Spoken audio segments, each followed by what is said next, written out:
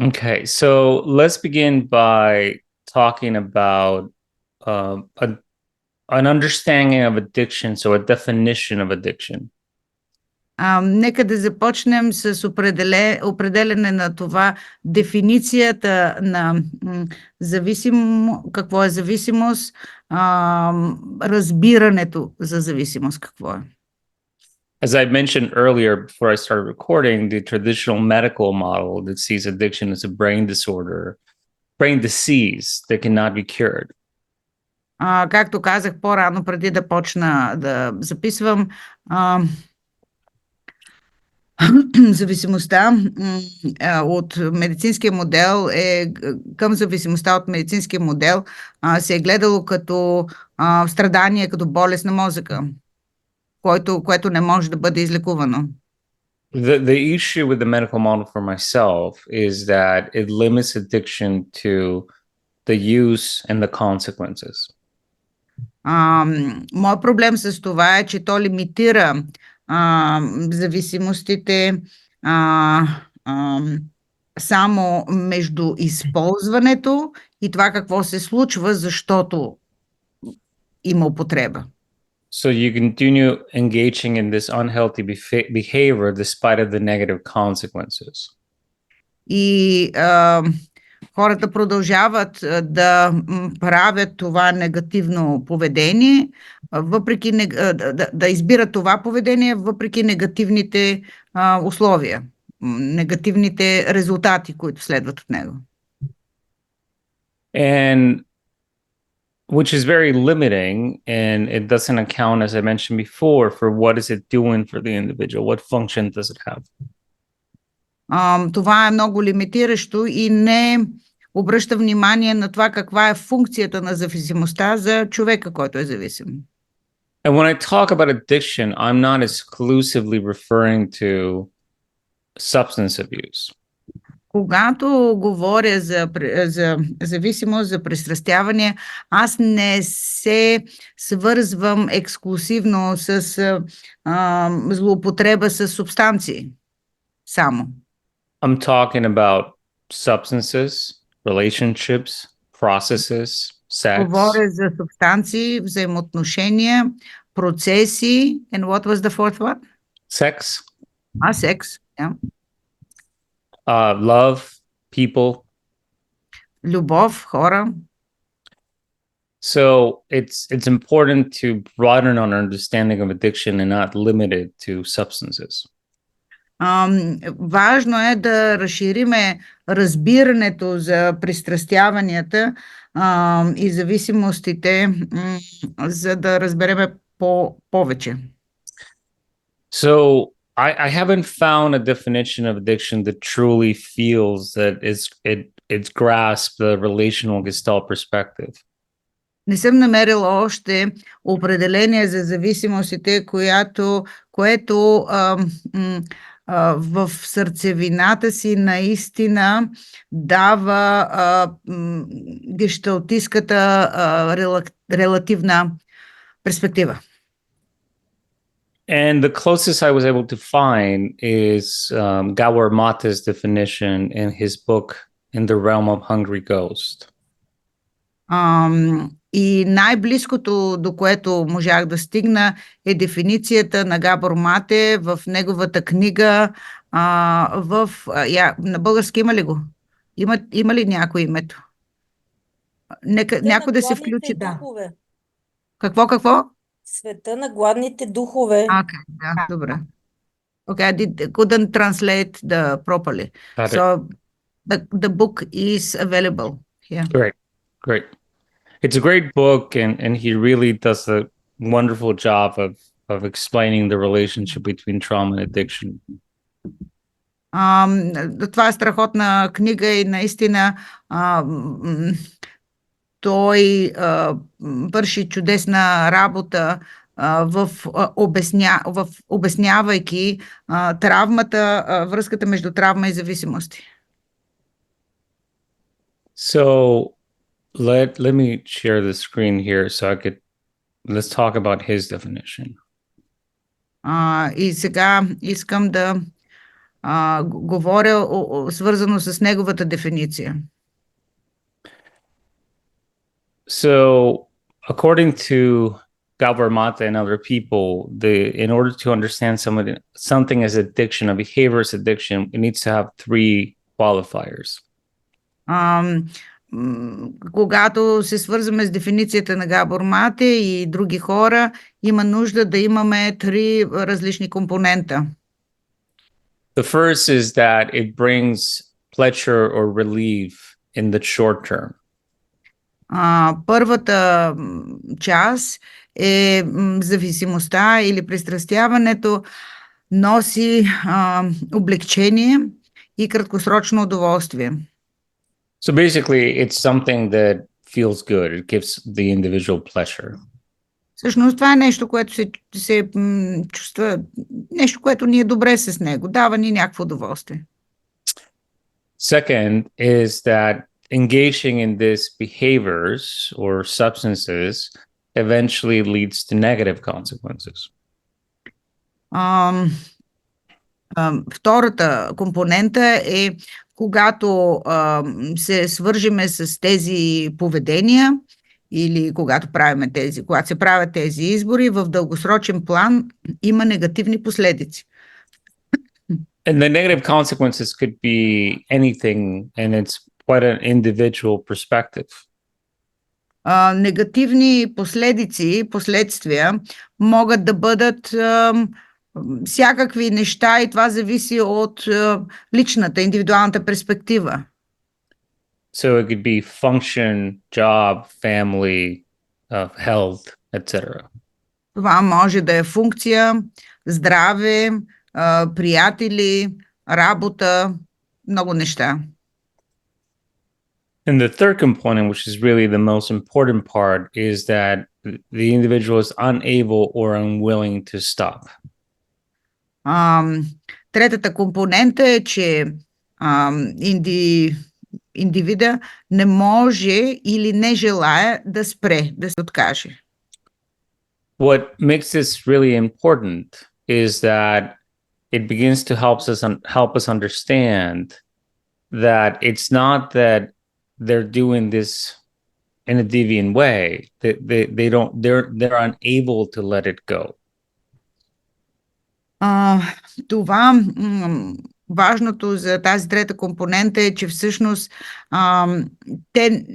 това не се прави, защото те не искат да го направят, а те не са в състояние да се откажат. So what happens in somebody's life that they engage in this destructive behavior and yet they cannot give it up? Така че какво се случва в нечий живот, така че той да стигне, да се ангажира с това негативно поведение и да не е в състояние да се откаже от него? Often the severity of the addiction gives us a glimpse of the severity of the trauma.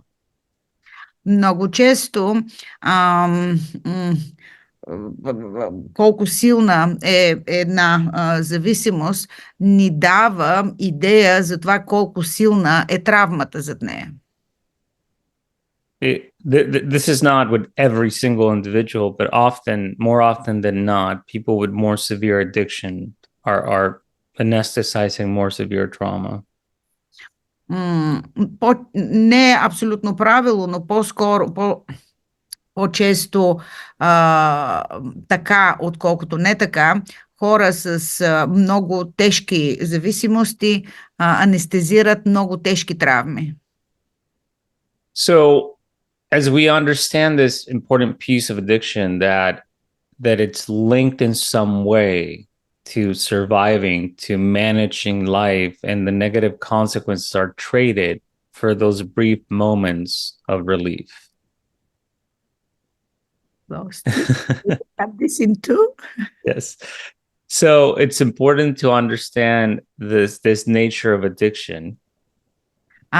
Важно е да разбереме тази част от природата на зависимостите.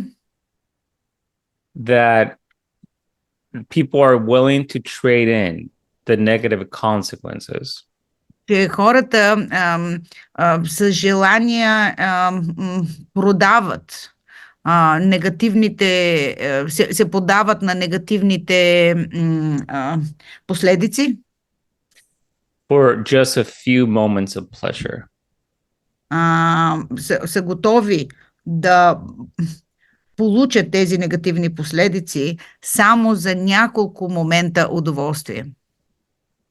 So then the best way of understanding addiction Така че най-добрият начин за разбиране на пристрастяването, на зависимостите, it's to understand them from a developmental perspective. можем да разбереме пристрастяването от гледна точка на от гледна точка на развитието. So if we only stay with looking at the present moment where somebody's life is dysfunctional, Ако само стоиме и гледаме в настоящия момент, че живота на някой е нефункционален, addiction makes no sense. Why would somebody do this to their life? ако стоиме само в настоящия момент, зависимостта не ни позволява да разбереме как някой би направил това на своя живот. But if we take time to explore their story and see when they began to engage in this behavior, Но ако си дадем време да изследваме тяхната история и открием кога те започнаха и каква е причината те да започнат да правят това, we can see the moment where this was a functional creative adjustment. можем да видим момента, в който това е било функционално креативно приспособяване. It was a way of surviving or anesthetizing pain. Това е начин на оцеляване или обезболяване, анестезиране на болката. And what's important here is that it was not a healthy choice. It was a functional choice. Това, което е много важно тук, че това не е здравословен избор. Това е избор на оцеляването. At what moment in time engaging in this behavior allowed me to disconnect from the pain, be more social? В един момент на живота ми това ми позволи да се отдалеча от болката, да бъда малко по-социален. Have a sense of belonging or being part of a group. Да имам усещане за принадлежност, да съм част от група. So we can begin to see that even though later on it becomes destructive, in the beginning it serves a Можем purpose. да видиме или да почнем да виждаме, че въпреки, че по-късно това се става деструктивно, в началото, in the beginning, it had a function. Is it? Yes. Yes. В началото имаше функция. So when we start looking at this piece, then we can begin to look at what addiction is doing for the individual. Когато разбереме това, можем също да почнем да гледаме към другото, какво пристрастяването или зависимостта прави за човека. So this is a quote from Galvermate once again. Addiction is not the problem, it's the attempt to solve the problem. Това също е от Габор Мате цитат. Зависимостта или пристрастяването не е проблем, а е опит за решаване на проблем. Now, addiction becomes problematic with time and destructive in somebody's life, but in the beginning, it was trying to solve something. Всъщност в дълъг период от време зависимостите стават проблем за хората, но в началото тази зависимост или пристрастяването е опитвало да разреши проблем, да помогне в проблем. So I think most of us are familiar with the Gestalt cycle of experience. Предполагам, че повечето от вас имат представа за гешталтистския цикъл на контакта. I just want to add that I don't think everybody is gestaltist here. Okay. Yeah, I'll explain it. Give it just a little bit of time because maybe 1/3 or 1/2 people are not gestaltist. Okay, I'll explain it. Казах, че някои от хората не разбират, защото не са гешталтисти. Okay. So the idea of the cycle of experience comes from Joseph Sinker. Идеята за цикъла на контакта в Гешталт идва от Джозеф Зинкер. And basically, in his model, the curve looks something like that. И всъщност в неговия модел кривата изглежда като това, което току-що Рафаел нарисува. So the idea is that the most common example is to understand it is hunger. С най-обичайния пример, за да може да бъде разбрана тази крива, този цикъл на контакта, е глад. Така можем да го обясним най-лесно. So even before we're aware of being hungry, our body begins to have sensations. There's something happening. И даже преди ние да се сетим, че сме гладни, нашето тяло започва да има някакви усещания. And as those sensations begin to let our system know that there's something happening that needs our attention. Тези усещания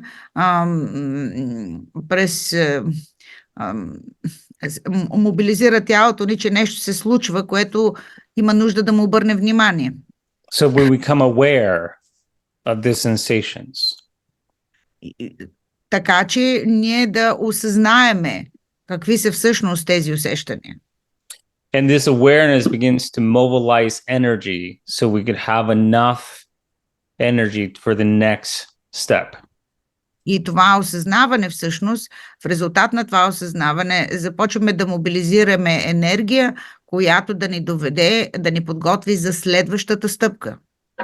Which leads into action. So getting up and making something to eat or buying some food. Което тази натрупана енергия всъщност ни води към действието и това действие да си направим нещо да ядеме, да си купим някаква храна. And then I make contact with this food, so I ingest it. И след това аз правя контакт с тази храна. Аз отхапвам и я сдъвквам и я слагам в моята система. And I begin to assimilate the food, so it takes care of that hunger, and then I go back to withdrawal.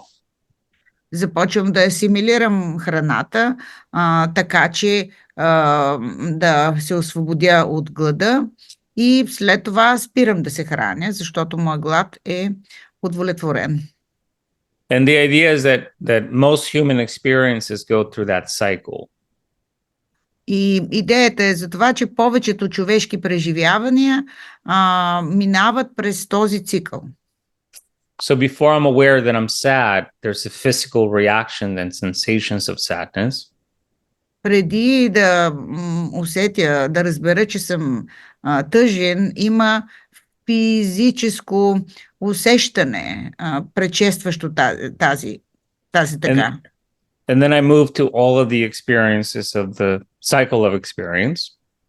И аз минавам през целия този цикъл на контакта. And of course, once I get to the sadness being processed, I go back to that sense of withdrawal or stabilization. И когато тази тъга мина през целия този процес, мога обратно да се върна към живота, който се случва край мен. So Michael Clemens, which is a Gestalt therapist who wrote one of the few books about addiction. Майкъл Клеменс е гешталт-терапевт, който е написал няколко книги относно зависимостите. Has this perspective that I agree with. И тази перспектива, с която аз съм съгласен, that the cycle of experience of addiction, instead of being this wide, process that goes through all those stages, така че съгласен съм с това, че цикъла на контакта на зависимия, през който зависимия минава, всъщност, it's very narrow. Therefore, it's moving. много тесен, както е нарисуван тук. The goal is to move from sensation to withdrawal as soon as possible. Целта е да се мине от усещане към оттегляне колкото възможно по-бързо. So we disconnect from this experience. На практика не се свързваме с това цялото преживяване. It's a way of avoiding contact. И това е начин за избягване на контакта всъщност. An experience. И преживяване. So as we look at the function of addiction and what is it taking care of? Ако гледаме към функцията на пристрастяването на зависимостта, какво е това, което има нужда да бъде отгледано, да се погрижим за него? For me, there's a very important change of paradigm. За мен това е много важна промяна на парадигмата, на начина на мислене. I could see somebody struggling with addiction. Виждам някой, който страда с зависимост. As someone who's deceiving, lying, manipulative. И някой, който мами и лъже и е много манипулативен. That I cannot trust. Някой, на някой, на който аз не мога да си доверя. And the only way they're going to get better is by abstaining. И единственият начин, по който тези хора могат да станат по-добре, е да са в абстиненция. Or I could have a perspective of someone who is in pain and distress. Или аз мога да стоя от другата страна, че това е някой, който е в болка и в дистрес. Who found this way of surviving that with time it has become maladaptive. Който е намерил този начин на оцеляване, което пък във времето е станало маладаптивно, т.е. не върши тази работа вече. And they found this creative adjustment to disconnect from their pain because it's too overwhelming. И е намерил това креативно приспособяване да стои настрани от болката, защото болката е твърде поглъщаща.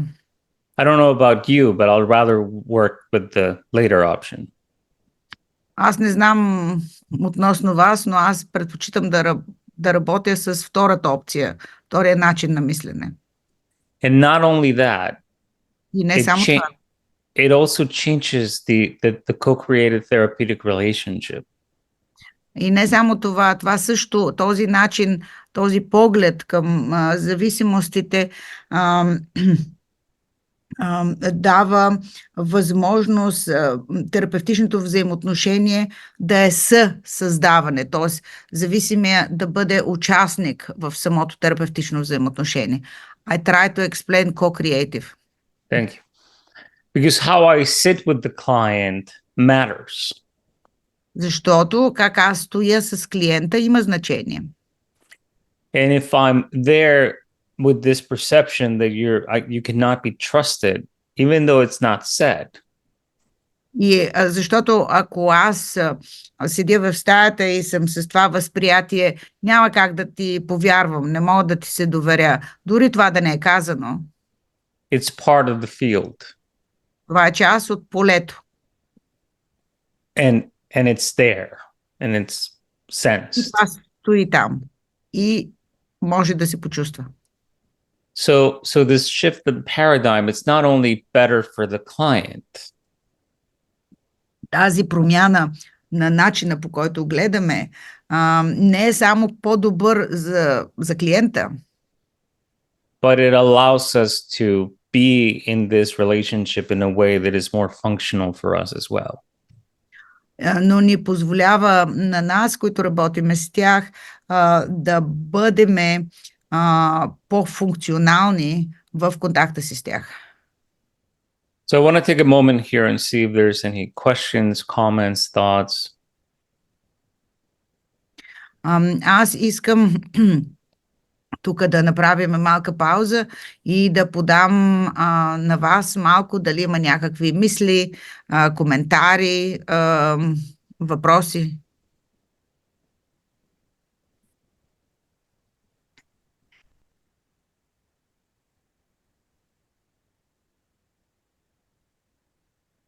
Заповядайте. So when there's no questions, I normally think that it's two possibilities. Ако няма въпроси, тогава аз обичайно мисля за две възможности. It's either very clear or very confusing. Това, което казваме, или много ясно, или много объркващо. So let's hope it's very clear, and that's why there's no questions. And if it's too confusing, you'll let me know later. Нека да се надяваме, че е много ясно, а пък ако е много объркващо, ще ми кажете по-късно. Или ще разберем по-късно. So then let's talk about the other piece. Нека да говорим за другото парче, за другата част. So to use Gabor Mate's statement that I mentioned earlier, за да използвам стейтмент, израза на Габор Мате, който използвах по-рано, that addiction is not the problem, is the attempt to solve the problem. Това, което казахме, зависимостта, пристрастяването не е проблем, опита да се да attempt to what? Solve the problem. Не е проблем, пристрастяването е опит да се разреши проблем.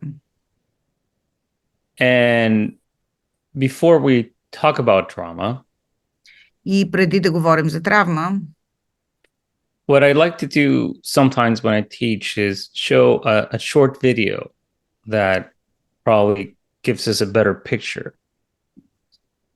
Това, което обикновено правя, е да покажа кратко видео, което ни дава една картина. And so what I'm going to ask all of you to do with me is just to take some time and watch this video or this short film to be clear. Това, което искам да ви поканя, е да си дадете време да гледате това кратко видео или това филмче. And we will have a conversation about it afterwards. И ние ще говорим за това по-късно, след това. So give me one moment here because I'm having a bit of a technical problem. Here we go. All right. So let's watch this together and afterwards we can... това заедно. Is there a need for translation here? No, there's no words. Значи ще гледаме това заедно, без думи. Let me see. Give me one moment because I need to put it on the right screen so I could share it.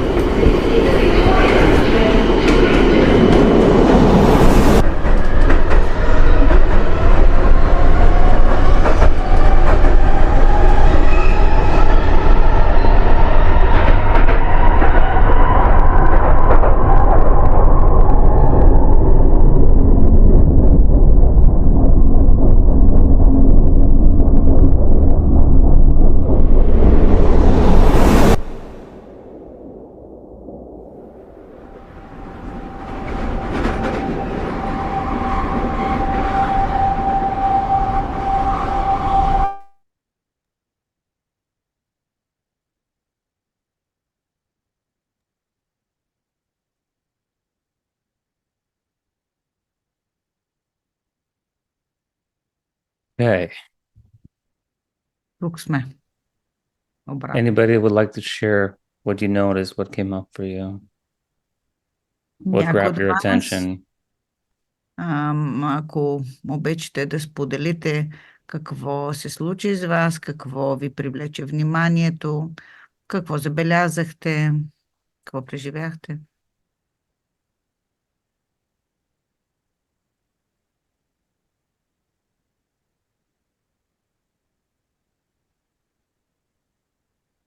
Но никой не се включва, аз бих се включила. If nobody is willing to speak, I am deciding to talk now. Това, което преживях, беше отхвърляне и задействане на травмата, последваща тревожност, свързване през травмата, травма-ориентирано свързване. Почни сега от начало. От начало, добре. Отхвърляне, тригър отхвърляне. What I perceive is отхвърляне. Rejection, Последваща тревожност и активиране на травма. then anxiety and reactivated possible trauma. Момент на оставане в тревожност, след което травма ориентирано свързване. Moment of staying in the anxiety and then trauma-orientated connection. Mm-hmm. Последиците от травма ориентирано свързване. Consequences of trauma-orientated connection is the При one. единия се буди зависимост, другия бяга от другия. The one is awakening for addiction and the other one runs away. И се появява здравословния елемент в стария човек на свързване, което не се получава. And then the healthy element in the older men that is orientated towards connection that is impossible to happen. Mm. Yes, thank you. Great observations. Excuse me? Great observations. Много добри наблюдения. Anyone else that would like to share anything that grabbed your attention or that you notice? Някой, който иска да сподели, ако нещо е привлякло вниманието или нещо, което вие сте забелязали. Yes. Микрофона, Ирина.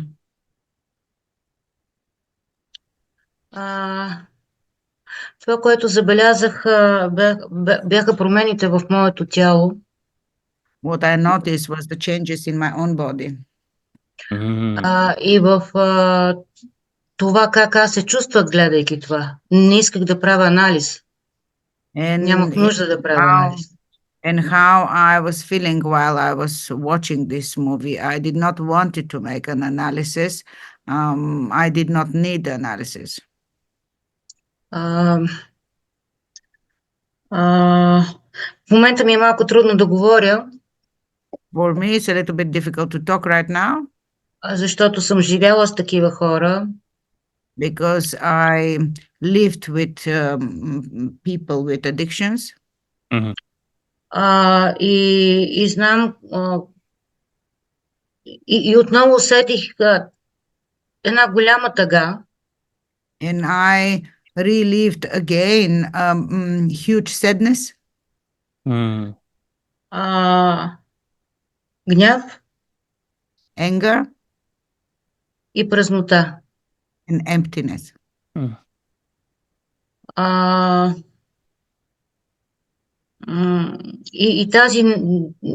И всичко това идва от невъзможността да бъдеш срещнат. And all of this comes from the absence of possibilities to be met. И да бъдеш приет. And to be accepted. Mm. Така че много благодаря за това. Така, върна ме в моя опит от преди 20 години и Thank you много for ме, this. ме разчувства. I went back in my experience 20 years ago and I feel sensitized. За мен не беше теоретично, беше преживелищно. For me, it was not theoretical, it was experiential. Yes. И с много симпатия, която мисля, че е едно от основните неща, с които е добре да се свързваме с хора с зависимости. And I'm full of empathy, and I think this is one of the main things that comes one of the main tools when we meet people with addictions. Yes. Thank you. I appreciate you sharing that. And for what is worth, Подели това. for what is worth, what you're sharing right now, I can see and witness, and I appreciate you sharing it with me. Това, което споделяш, аз мога да го видя и да съм свидетел на това и много благодаря, че го споделяш. Thank you. Anyone else that would like to share? Hi, it's so nice to meet you. I'm gonna go ahead with English if that's okay, Elena. Yes. Yeah, good. As long as you can then translate it Yeah, yourself. sure. Okay. Of course.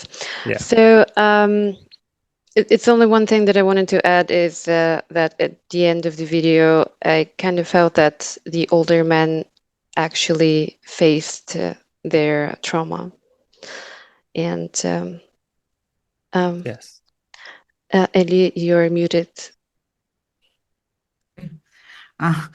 Това, което забелязах на края на видеото, е, че по-възрастният мъж като да погледна към тяхната травма. Към собствената, да. Към неговата собствена травма. Към травмата. Yes. Yes, thank you. Yeah, it's great observation. And so I have seen this video. Виждал съм това видео. I lost track, but at least 50, 80 times, if not more. Загубил съм бройката, но поне 50-80 пъти, ако не повече. And I'm always surprised when I notice something I had not noticed before. Аз винаги съм изненадан, когато забележи нещо, което не съм забелязал преди това. Or when someone notices something that I had not before. Или някой забележи нещо, което аз все още не съм забелязал. And this is an observation that I did not pay attention to until somebody mentioned it not so long ago in another group. И това е наблюдение, което аз никога не забелязах, докато някой в една скорошна група го направи. Because it is interesting that he's the only one that turns towards the window. И интересно е, че той е единственият, който се обръща към прозореца. Which for me is telling us about the reality is that we need to face our trauma, as painful as it is. Което ме води към мисълта, че има нужда да се срещнем с травмата си, колкото и тя да е болезнена. And I appreciate people's sharing and experiences of the video. Thank you for those that shared. Много благодаря много съм признателен за хората, които споделиха техните преживявания. And I see somebody asking for me to share the link to the video on the group, and I'll do that. It's on YouTube, so it's easy. Ще направя това, видеото е на YouTube, така че е лесно. But the reason that I really like this video is they did a great job on helping us see the embodiment of trauma. Това видео върши голяма работа, за да ни помогне да видиме втелесяването на травмата, как носим в телата си травмата. Because it really allows us to see how it impacts this individual's world. И това ни помага да видим как повлиява света на този, който преживява. And how he perceives the world. И как той вижда света. So the laughter, the noise, the music, the people coming in and out of the subway. Така че смеха, хората, които влизат и се движат в метрото. They're not just happening, they're happening at him. Тези неща не се случват просто, те се случват върху него, с него. It's like he's being under attack. Той като че ли да е атакуван. And there's a sense of aloneness in that moment. И има усещане за самота в този момент. And then the other piece that was mentioned about he sees this woman across the train and suddenly there's this connection. И той вижда тази жена някъде във вагона и изведнъж той намира някакво свързване. And it's almost like the whole world disappears and it's just the two of them. И почти като целият свят изчезва и те са само двамата в този вагон. This is something that often happens when people have a history of trauma. Това е нещо, което често се случва, когато хората имат история с травма. The technical term is trauma bonding. Техническото име на това е бондинг. Айде бе, някой да ми каже какво е бондинг. Свързване през травмата. And we look for people that our trauma fits with one another, that we're able to connect and see each other. Ние гледаме за хора, които са подходящи от към травматична гледна точка да се свързват заедно. If anybody here does couples therapy, you know this very well. И ако някой чуе или прави терапия с двойките, вие знаете това много добре. But yet what happens, and they illustrate so well in this film. Това, което се случва, е илюстрирано толкова добре в този филм. The desire for contact is so overwhelming.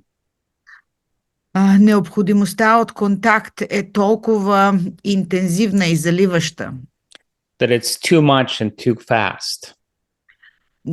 Че тази нужда от свързване е твърде голяма и твърде бърза. And it's so fragile that it could be broken in the metaphor of the train. Че може да се разчупи, да се щупи.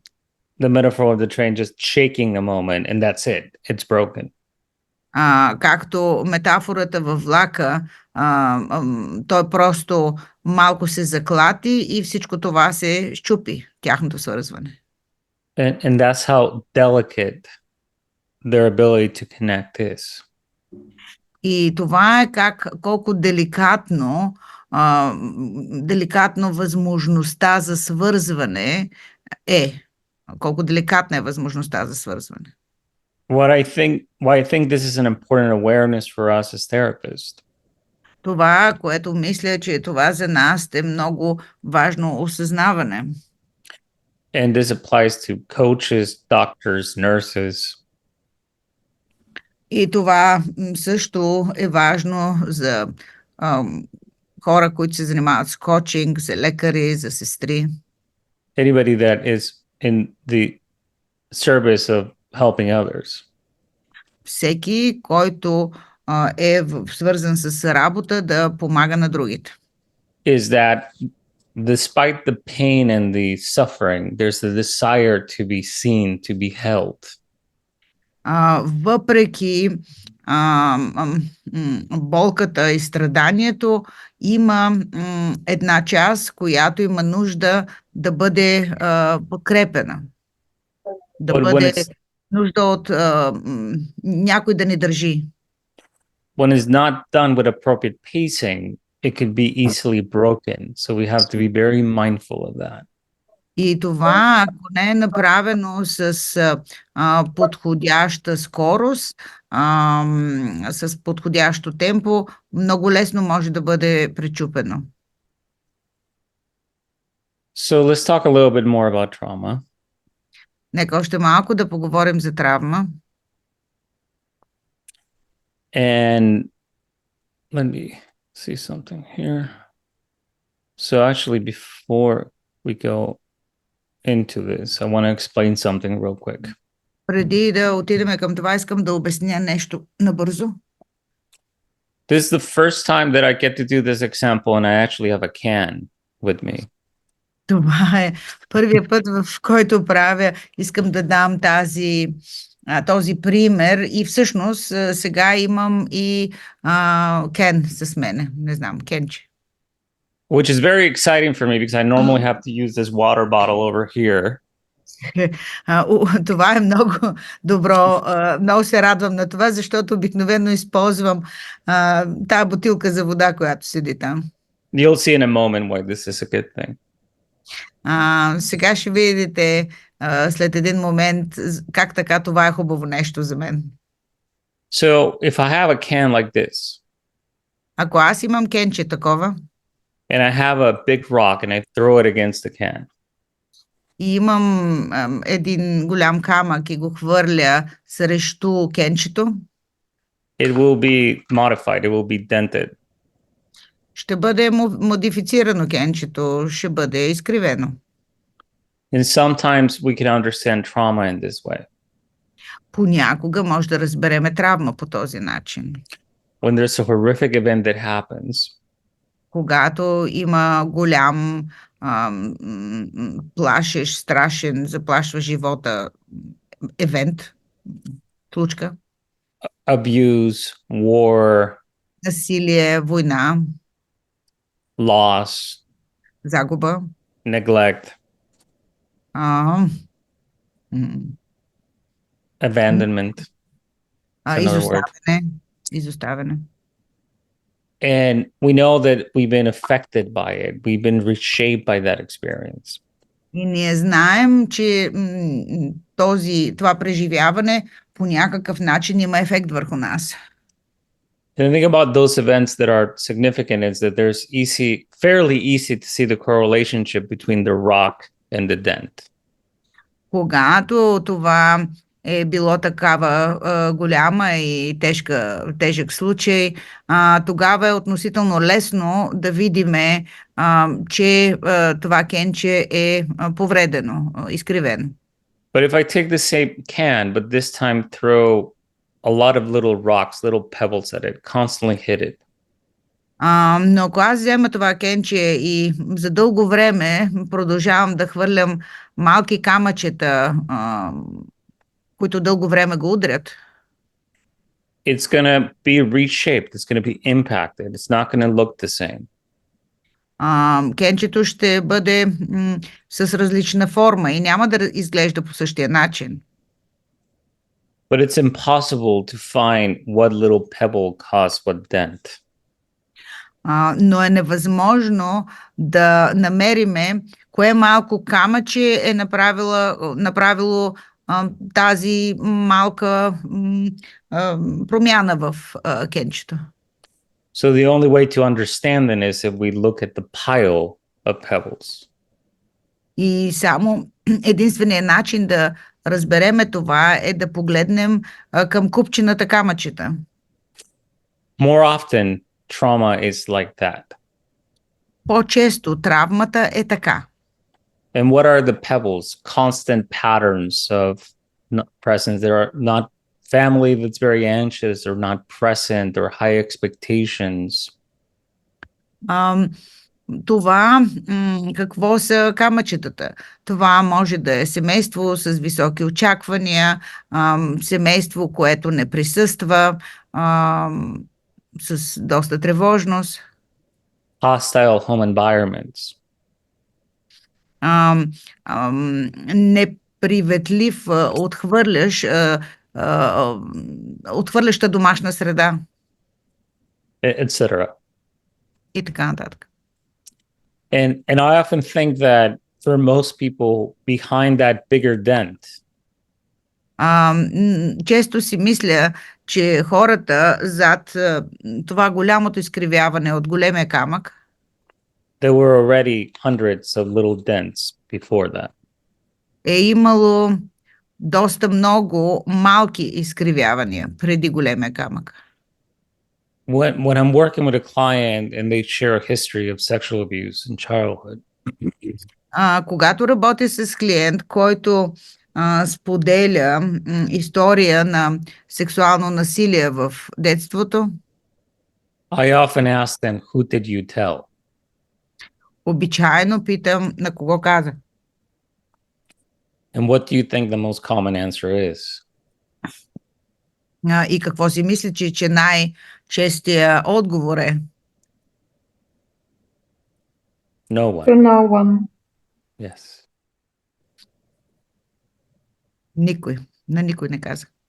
That is the essence of trauma. Това е есенцията на травмата. Yes, the events are horrific, Това, което се е случило, е ужасно. but trauma is the aftermath of having no one to tell. Но травмата е след травмата да нямаш някой, на когото да можеш да кажеш. Not having anybody that is safe enough that I could go to with my pain. Да нямаме някой, който е достатъчно безопасен, за да отидем при него с моята болка. Trauma lives and thrives in the unspoken. Травмата живее и се развива в света на неговоренето. So a better way of understanding trauma then По-добър начин да разбереме травмата тогава е, is that trauma is not about the events or what happens. травмата не е това, което е станало, не е случката, не е ситуацията.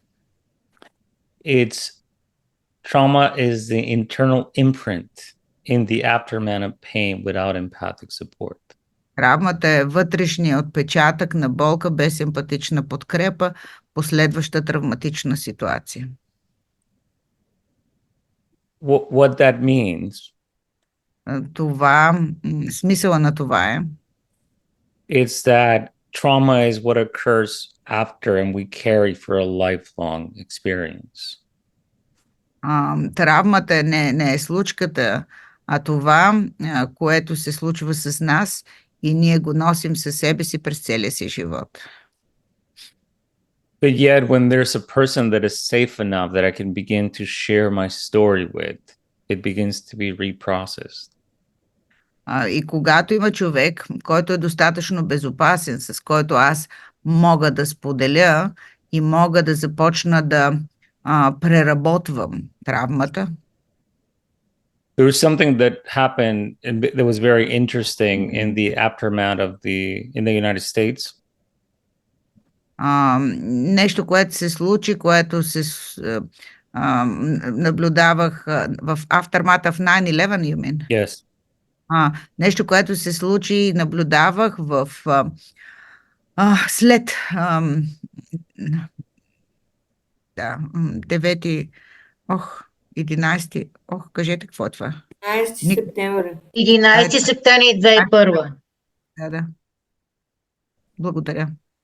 So, I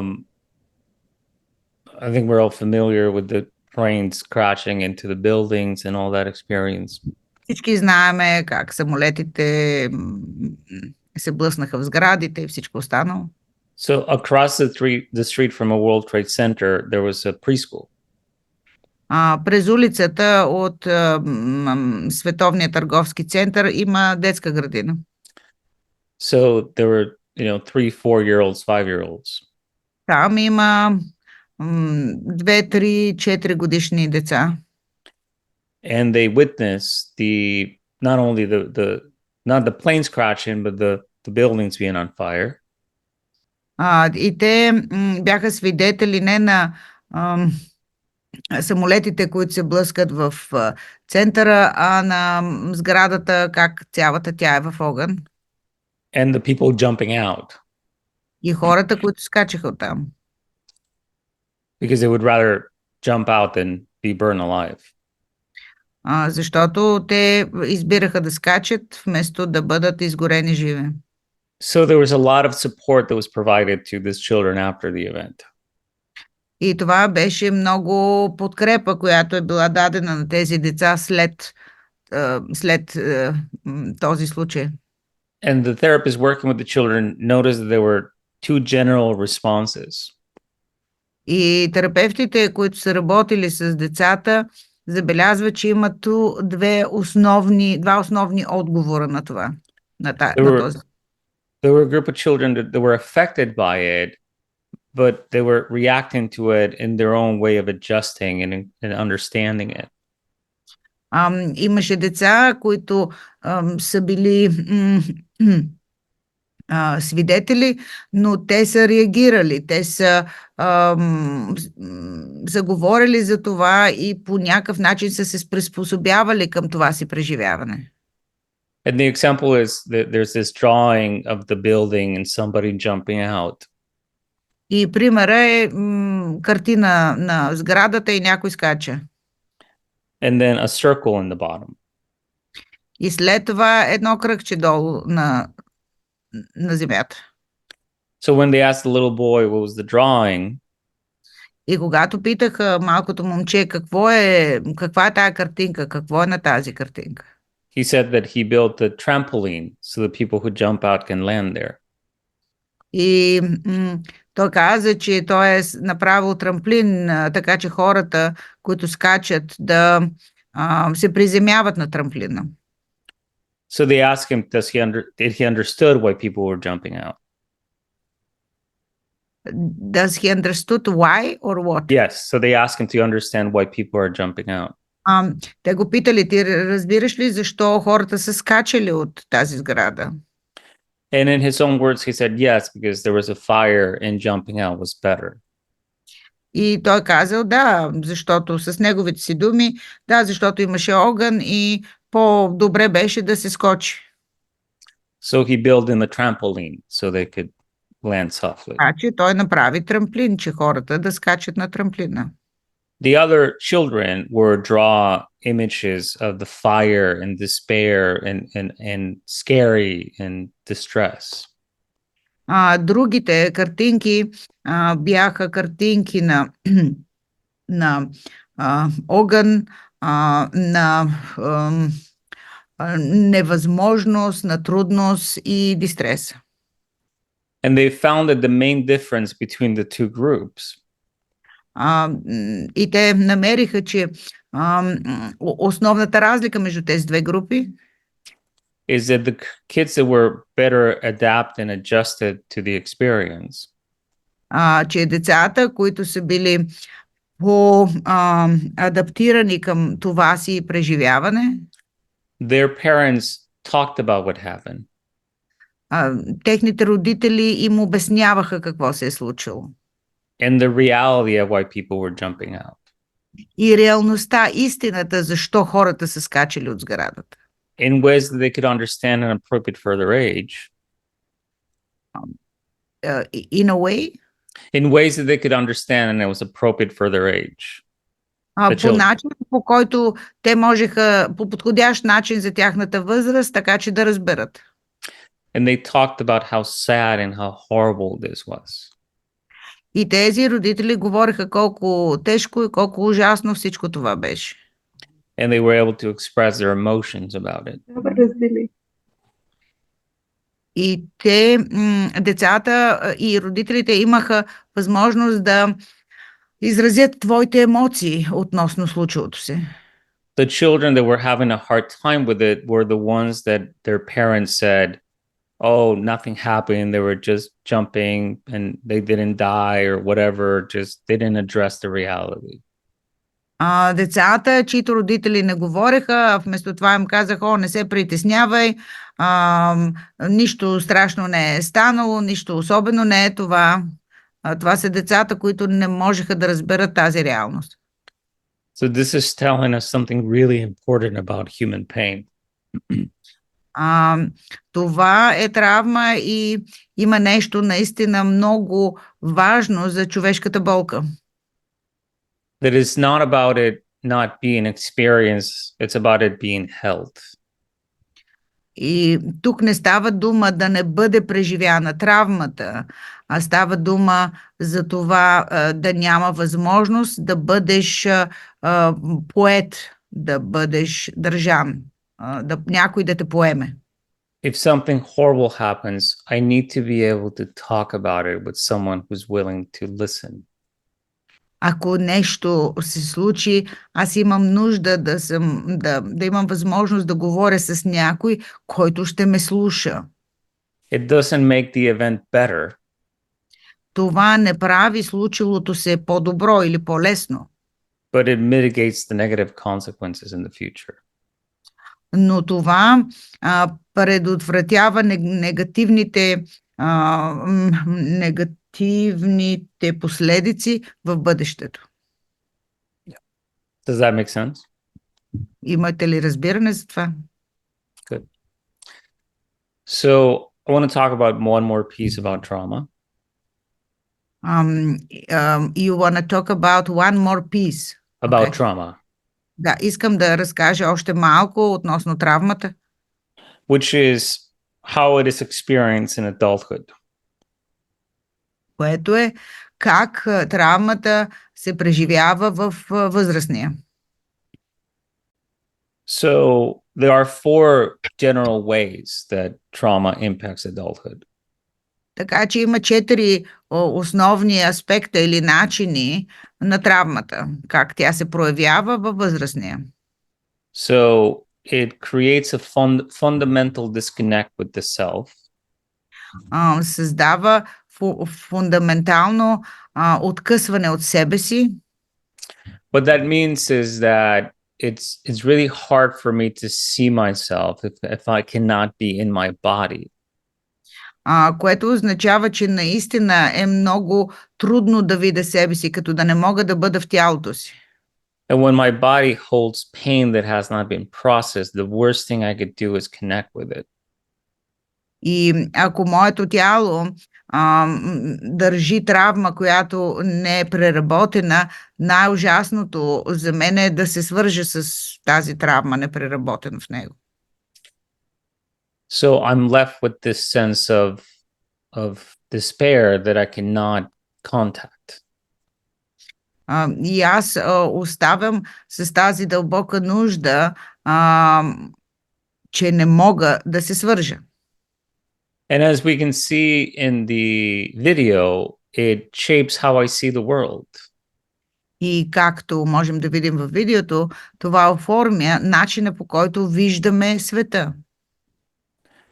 It has an impact on how I am in the world and how I look at the world. Това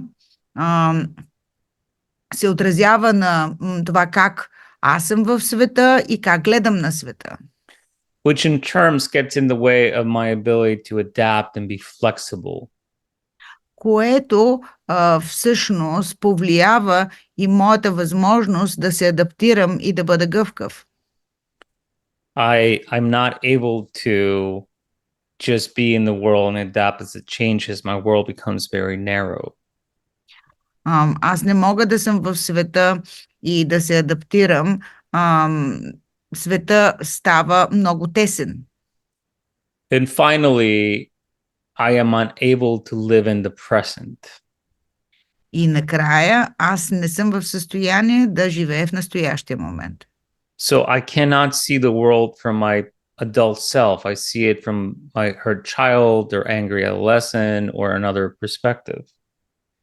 Така че аз не мога да гледам света през очите на възрастен. Аз го гледам през очите на раненото дете или на ранения тинейджър. The best example I have for this is it's a personal experience. Най-добрият пример, който имам за това е едно мое лично преживяване. So whenever I go to conferences, Така че когато и да ходя на конференции, especially conferences where I don't know anybody and I'm in a room особено full of конференции, strangers, където не знам никой, I feel like I'm a child and everybody is an adult. аз се чувствам като да съм дете и всички други са възрастни. I literally feel that everybody's bigger than me. Аз абсолютно се чувствам като че всички други са по-големи от мене.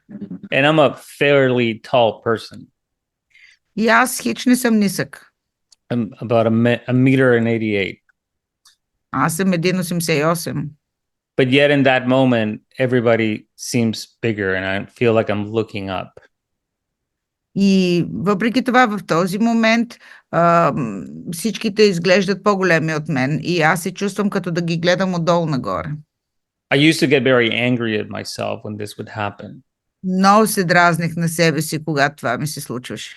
What's wrong with you? You're an adult. You should be able to Какво ти handle става на this. тебе? Ти си възрастен, трябва това да успяваш да го правиш. With time and understanding of where this comes from, С време и с разбиране откъде идва това, now I realize that I have choices. аз разбрах, че сега имам избори. I could step into my adult self and find someone to talk to and just get over the edge in that way. Аз мога да се влея в моя възрастен и да намеря някой, с който да говоря, за да прекрача тази граница по по-лек начин. I could walk around and talk to no one and wait for somebody to talk to me. Аз мога да се разхождам наоколо, да не говоря с никой, да чакам някой да ме заговори. Or if I don't have the energy for any of that, I could just leave and come back later. Или, ако аз нямам енергия за нито едно от тия две първи предложения, мога да изляза и да се върна по-късно.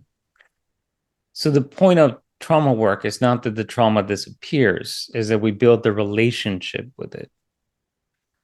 Така че основното за работа с травма е не, че травмата изчезва, а че ние правиме, че ние започваме да имаме взаимоотношения с нея.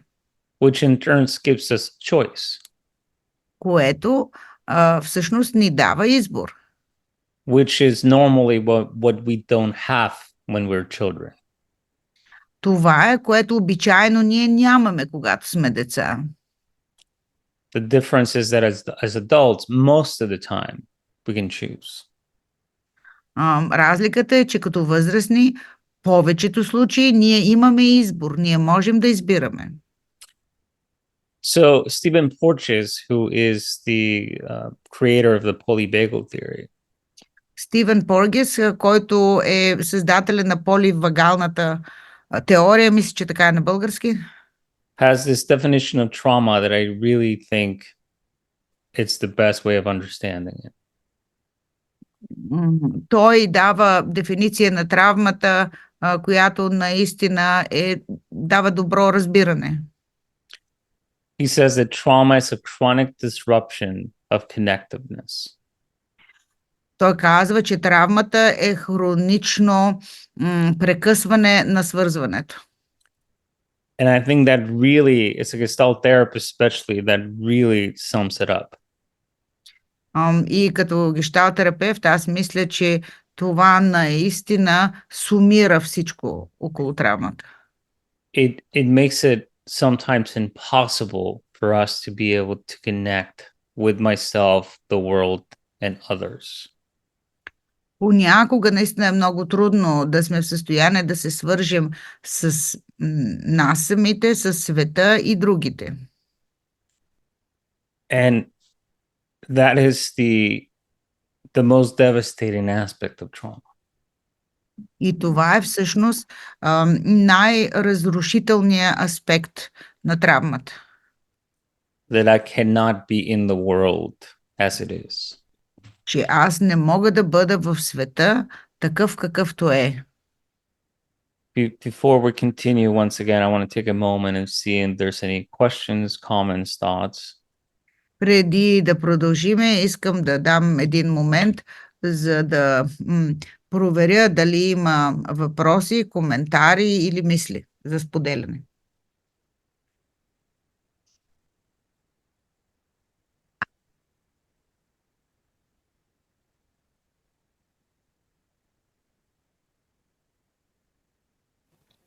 I would like to ask you something.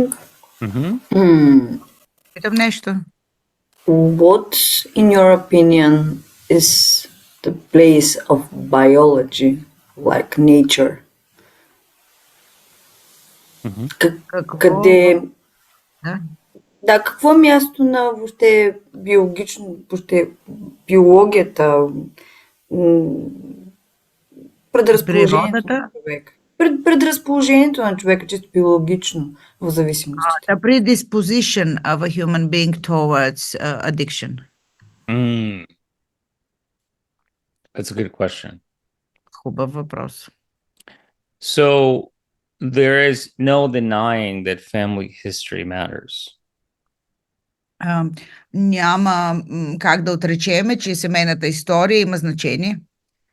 And there's enough science and research behind that there might be some predisposition.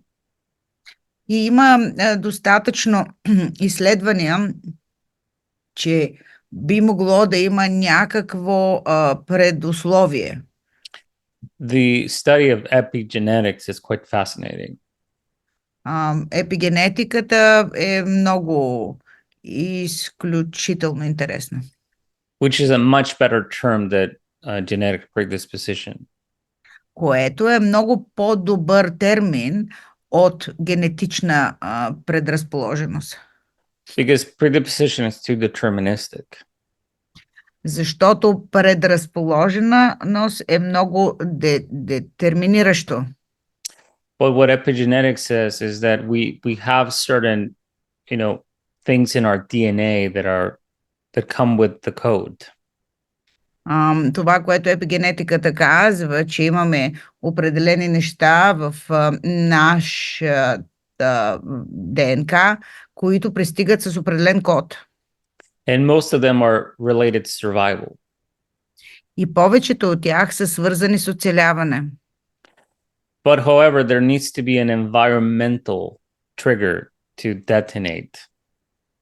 Но така или иначе има нужда от спусък, който идва от заобикалящата среда, за да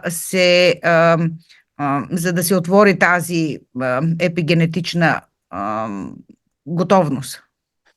So that just means that I have a higher risk of addiction.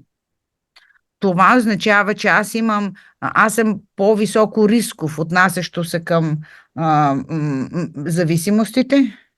But the impact of the field, as we call it in Gestalt, но също съществува и полето, това, което ни заобикаля, което може да го включи. has a great part in the detonating of the genetic code.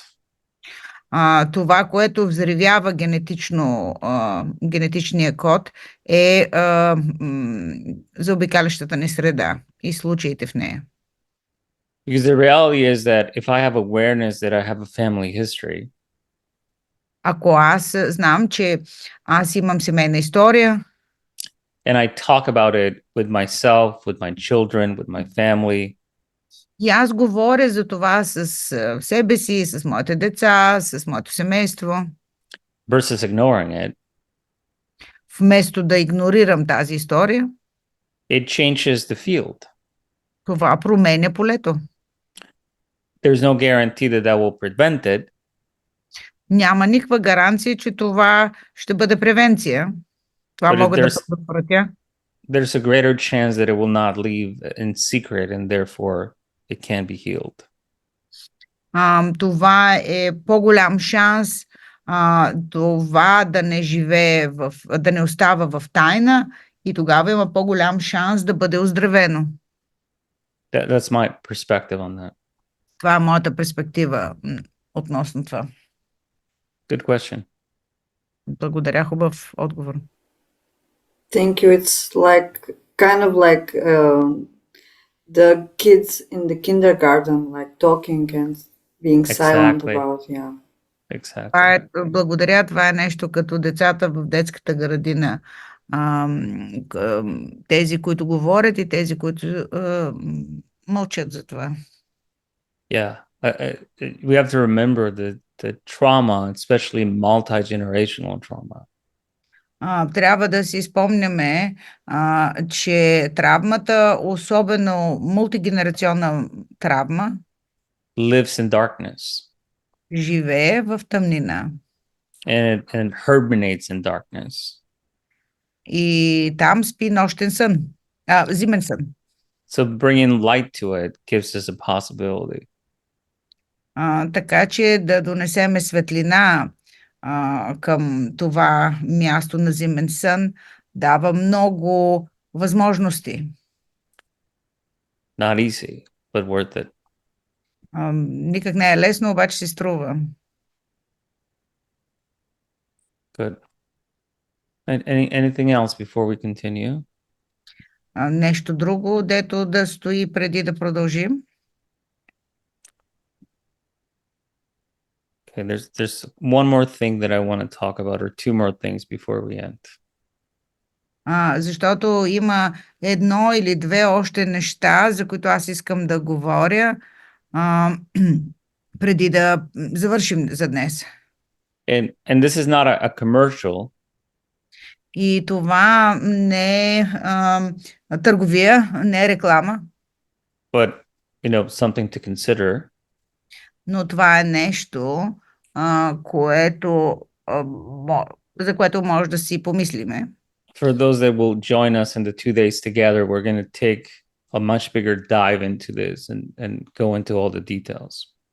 Тези, които ще дойдат на нашия workshop на 30 ноември и 1 декември, те ще имат възможност да се потопиме с много повече детайли, много по-дълбоко във всичко това.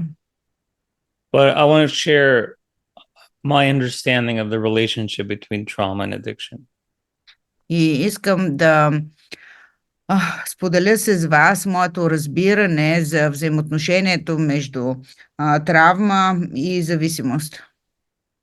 So on the green side on this image in the screen, От зелената страна на тази картинка на екрана we have pleasurable activities that are enjoyable. имаме неща, които правим, които ни радват, които са приятни. And by itself is not problematic. И само по себе си това изобщо не е проблематично. To enjoy things that feel good, sex or alcohol or success, whatever it might be. Да ни е приятно и да правиме неща, които ни кара да се чувстваме добре. Това може да е секс, това може да е дринк, това може да е питие или нещо друго. On the other side, we have trauma or pain. От другата страна имаме травма или болка. Once again, that is part of the human experience to experience pain. И още веднъж това е част от живеенето на човека, от преживяването на човека, да преживяваме болка. It starts to get complicated when it cannot be expressed, when it remains a secret. Това се започва да става по-комплицирано, когато тази болка остава тайна и когато тя не може да бъде изразена, не може да бъде говорено за нея. So what happens with time is that it becomes part of who I am and how I am in the world. Така че във времето тази болка става част от това, кой съм аз и как съм аз в този свят. So often what happens right about this part that I call the functional creative adjustment. Много често това, което се случва, тая част, която наричам функционално креативно приспособяване, which normally happens around adolescence. което обичайно се случва по време на тинейджерството. Because what happens is I have all these beliefs and ideas about myself and sense of inadequacy. Защото тогава аз имам всички тези идеи за това кой съм аз и в същото време се чувствам не много адекватен на света около мен. A sense of disconnect from myself and from the world. Имам едно чувство за загуба на свързване с себе си и със света. And then I walk into high school, Но тогава отивам в гимназията, into the complicated hierarchy of groups and cliques. в комплицираната иерархия на групи и клики. And there is one thing that is the most important thing for most adolescents. И това е едно нещо, което е най-важното нещо за голяма част от тинейджерите.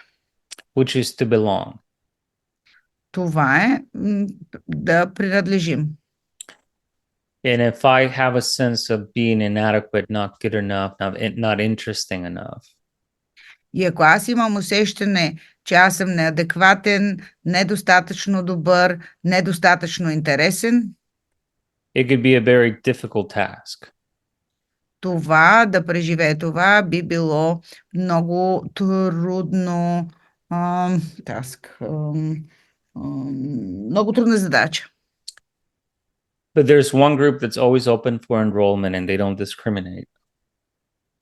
Но там има една група, която винаги е отворена, за да приема нови членове. And that's a group of kids smoking weed or drinking alcohol on the back, on the woods, whatever it might be. Това е групата деца, която пуши трева и когато и пие алкохол някъде отзаде, някъде в гората, нещо такова. Or it could be that I'm very athletic, or suddenly people find me sexually attractive.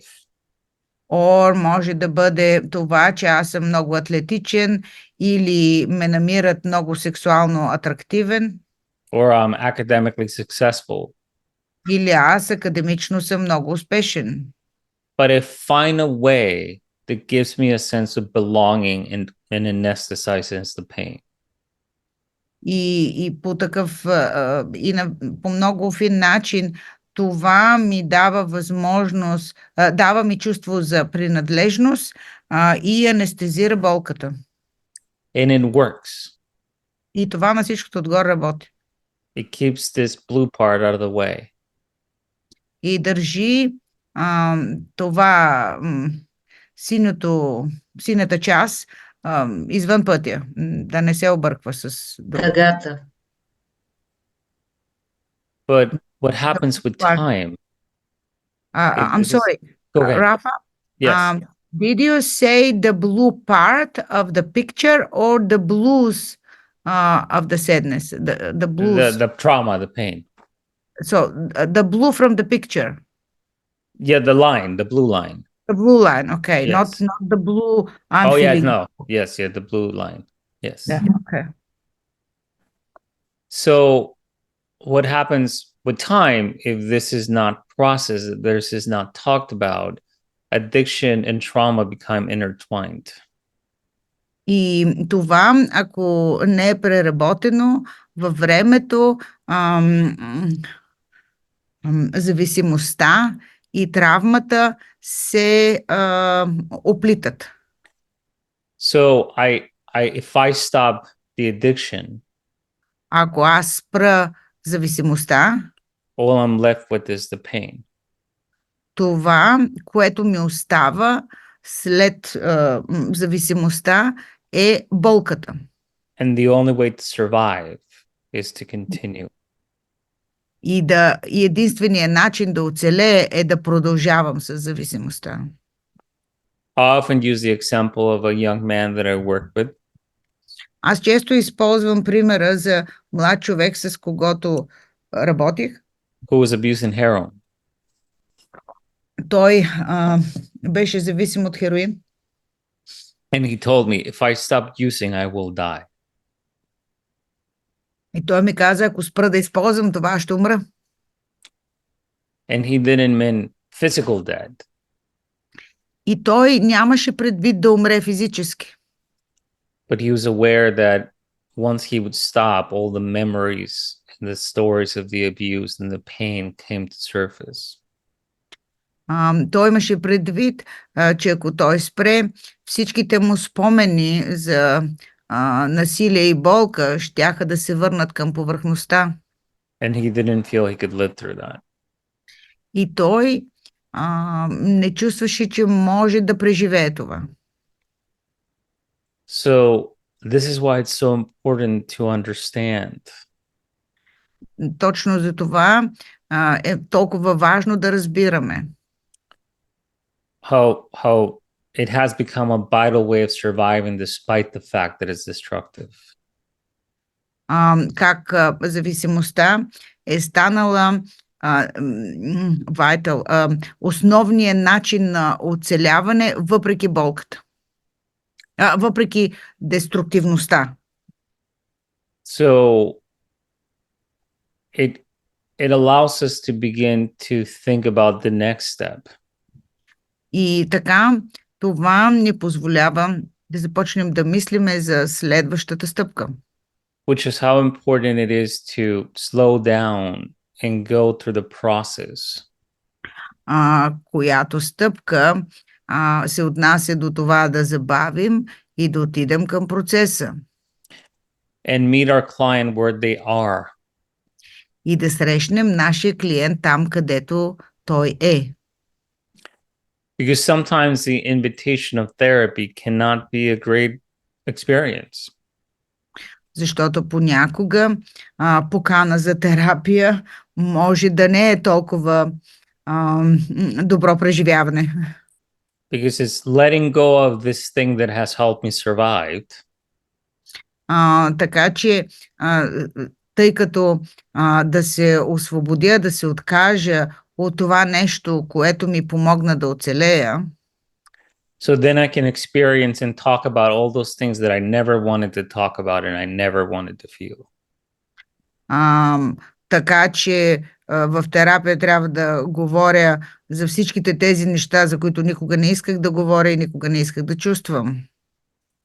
Now, the reason that we know this is valuable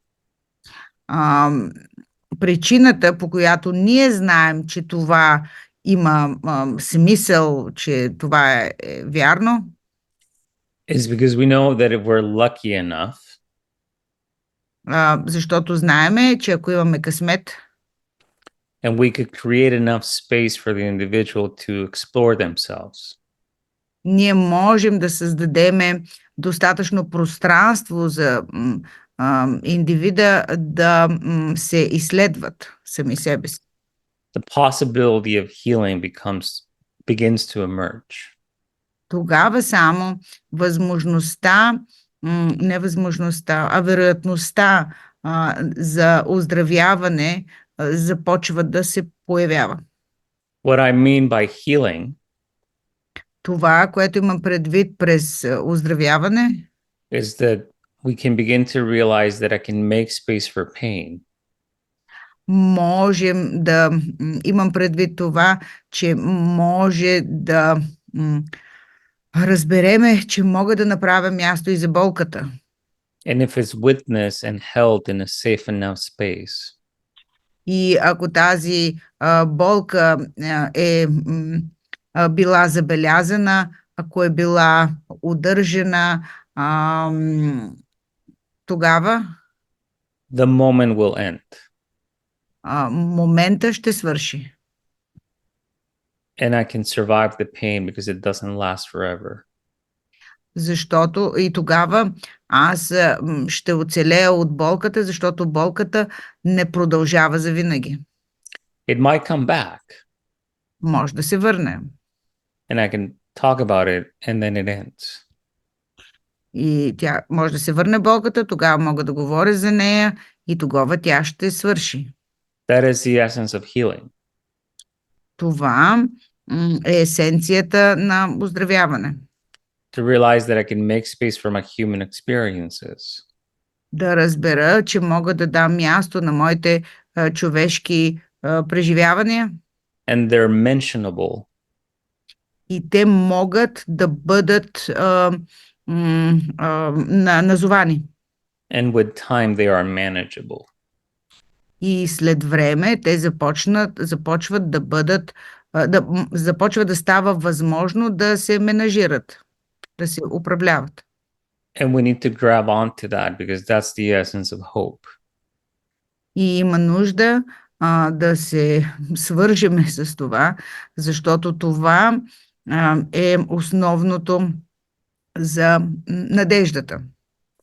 And we need to grab onto hope to do this work. И ние има нужда да се държим за надеждата, за да вършим тази работа. With hope, I don't mean everything's going to be okay. Когато казвам надежда, нямам по никакъв начин предвид всичко ще бъде наред. With hope, I mean that human beings are worth it. Под надежда аз разбирам, че човешките същества си струват. And there, what we do is worth it. И съответно това, което ние правиме, също си струва. So I'll end with a story that probably paints a better picture. Ще завърша тук с една история, която вероятно ще нарисува една картина за вас. Somebody told me this story a long, long time ago. Някой ми разказа това много назад във времето. I have no idea if it's true or not. Нямам представа дали това е истина или не. But it goes like this. Обаче върви така. So a man goes out to run on the beach. Мъж излиза да бяга край морето. And the previous night there had been a storm with very high tide. И предишната вечер е имало буря с високо, как се казва тide, бе хора? So there were hundreds. And, Hold it, I'm looking for one word. Прилив. Прилив, висок прилив, да, благодаря. and there were hundreds, if not thousands, of starfish on the sand that had washed up. И е имало стотици, ако не хиляди, морски звезди, които са били изхвърлени на пясъка. And he notices that there's this 6-year-old little girl grabbing the star one and throwing it into the water, and grabs another one and throws it into the water. И той забелязва това малко момиченце, което взема по една по една морска звезда и ги хвърля обратно във водата. So he goes for a run and comes back about an hour later. Той отива да бяга и се връща след около час. Which people who run tell me this is normal. Това хората, дето бягат, казват, че това е нормално време за бягане. And he notices that the little girl is still doing it, grabbing the fish and throwing it back into the че това hour. малко момиченце продължава да прави това. So he says, "What are you doing?" И така той пита, ти какво правиш? And she says, "I'm saving the starfish." И детето казва, аз спасявам морската звезда. And the man says, "But there's too many of them. You will never finish." И той казва, тук има твърде много от тях, никога няма да свършиш. And no one cares. И на никой не му пука. So the little girl grabs one and says, "This one cares," and throws it back into the water. Така че малкото момиченце хваща тази звезда и казва, на тази звезда и пука, и я хвърля в морето. And grabs the next one and says, "This one cares," and throws it into the water, and so on. И така момичето продължава да казва на тази и пука и ги хвърля във водата. So we cannot save everyone, but the people that we touch are worth it. Така че ние не можем да спасиме всички, но хората, до които се докосваме, си струват. For me, that's the essence of hope. За мене това е есенцията на надеждата. So I want to take just some time and see if there's anything else that comes up for any of you, thoughts, questions, comments before we say goodbye. Аз искам да дам малко време, за да погледнете навътре и да видите имате ли желание да споделите мисли, въпроси.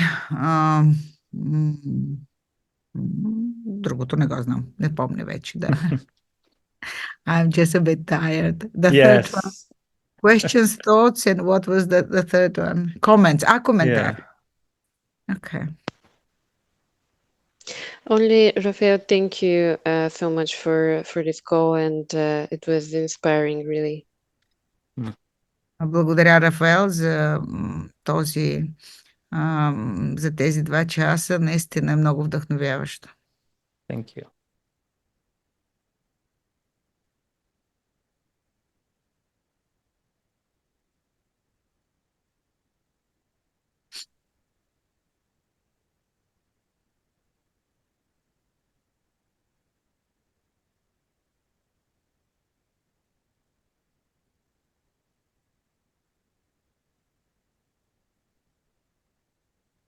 But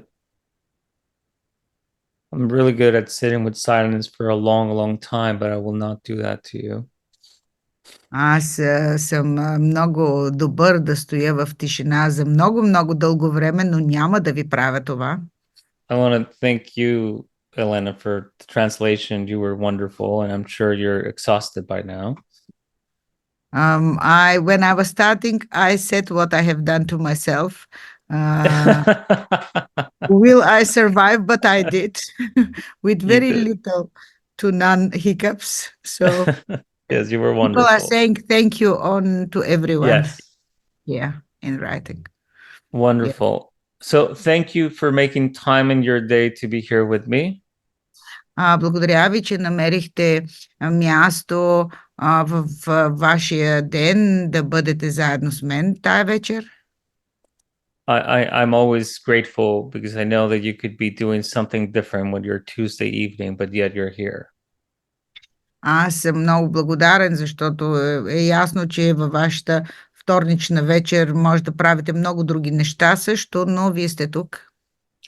And I look forward to hopefully meeting some of you in person real soon. И аз се надявам да срещна някой от вас лично на този двудневен workshop в I almost forgot. Yes. Here is I'll put my contact info here on the screen. If anybody wants to reach out, please feel free to do that. Това са моите контакти. Ако някой иска да се свърже с мен, чувствайте се свободни да го направите. I'm always happy to connect and answer any questions if I can, or anybody that wants to dialogue, I'm happy to do that. Много винаги отговарям. Ако някой иска да се свърже, можем да направим диалог или нещо такова. And I guess if there's nothing else, I will see you all soon, hopefully. И предполагам, че ако няма нищо друго, ще ви видя скоро, надявам се. Well, thank you, Elena, for being here, for organizing this, and I'll see you soon. Yes, I see you soon too. And we see who from here or other will come. Yes. Okay. All right. Have a wonderful night and хубава вечер на всички. Thank you. Thank you both. Thank you. Thank you. Bye. Thank you. Thank you. Have a good evening. Thank you. Thank you.